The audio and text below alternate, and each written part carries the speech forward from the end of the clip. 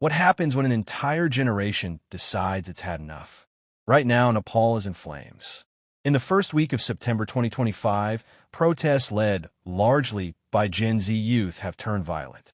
Buildings are burning, flights are canceled, and tragically, even the wife of former Prime Minister K.P. Sharma Oli was killed in a mob-set fire.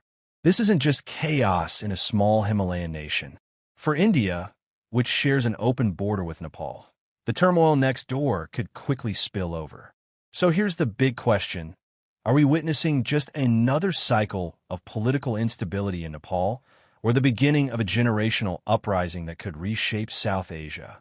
Before we dive in, let me ask you, do you think these Gen Z protests are a force for change, or a dangerous descent into anarchy? Drop your thoughts below. Let's start with the immediate crisis. In the last 72 hours, protests have swept through Kathmandu and major provincial capitals. Sparked initially by economic frustrations, unemployment, and corruption scandals, the demonstrations quickly escalated into violent clashes. According to local media, at least 19 people have been killed, with hundreds injured. Several government buildings were attacked, and mobs torched private residences. The political fallout has been swift. Multiple cabinet ministers resigned, and Nepal's prime minister has offered to step down under pressure. Flights in and out of Tribhuvan International Airport were disrupted, and India has already issued a travel advisory warning its citizens to avoid Nepal for now. To understand this unrest, we need to look at the generational gap. Nepal's Gen Z population, those under 27, makes up nearly one-third of the country. They grew up after the 2006 peace agreement, which ended the Maoist insurgency. They were promised stability, jobs, and opportunity. But fast forward to 2025, and many feel betrayed. Youth unemployment is above 30%, corruption scandals dominate headlines, and the political elite remains dominated by older leaders recycling the same power struggles. This frustration boiled over into what locals are calling the Z Andolan, or Gen Z movement. Social media has amplified the anger, spreading videos of police crackdowns and fueling an almost revolutionary energy. For Nepal's young people, this isn't just about jobs. It's about dignity, fairness, and finally breaking away from the old political order. Pause for a second.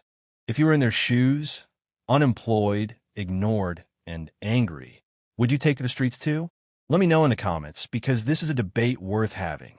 Now, why does this matter so much beyond Nepal? Because India is on edge. India and Nepal share an open border that stretches more than 1,700 kilometers. Millions of Nepali citizens work in India, and trade flows freely. Instability in Nepal can send refugees, militants, or unrest spilling directly into India's northern states like Bihar and Uttar Pradesh. Already, India's foreign ministry has urged restraint and dialogue, while quietly stepping up security along the border. The bigger concern? If Nepal collapses into prolonged instability, it creates space for China to step in.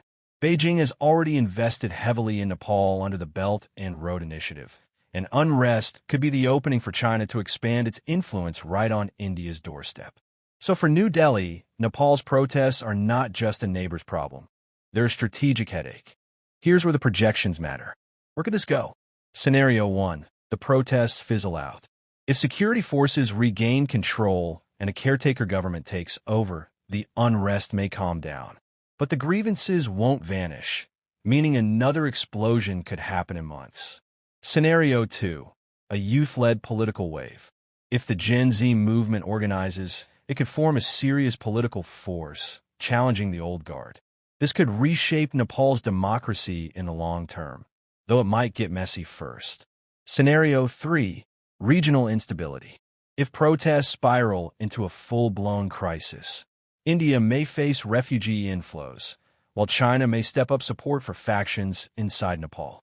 This turns a domestic crisis into a regional power struggle, with India and China competing for influence in Kathmandu.